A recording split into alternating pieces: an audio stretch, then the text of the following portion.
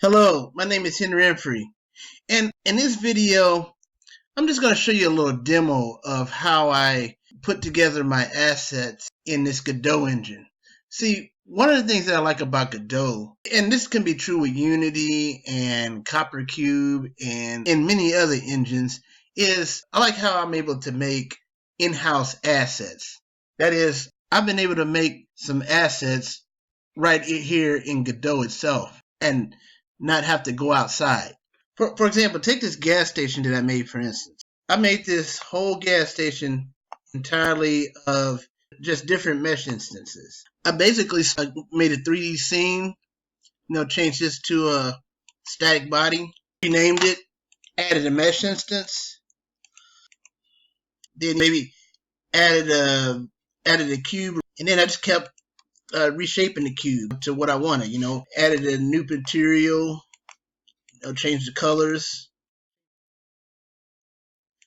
Then I just kept adding mesh instances and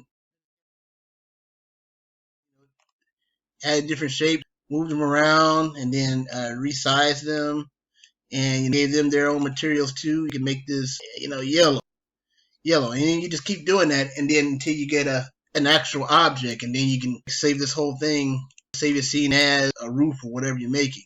This pole's a cube. This is a cube.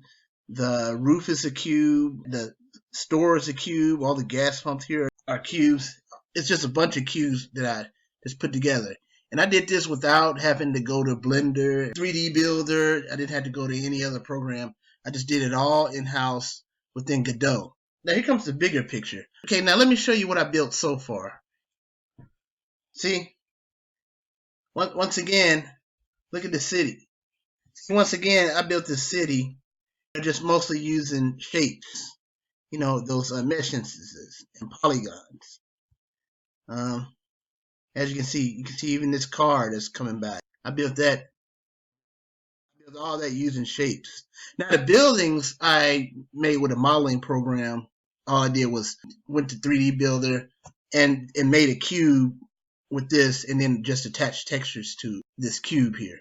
But you know what? All these buildings are the exact same building. I just kept duplicating these buildings. So these different buildings are duplicates of each other. And as you can see, what's coming up is the gas station that I built.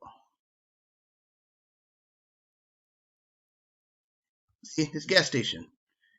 And, like I said, all this whole thing was built just by the in-house models that are already inside Godot. Just mesh instances or the shapes that Godot gives you to use. Another thing about using these in-house shapes is they're low poly, so it when you use in-house shapes like this, it helps your game run faster too. So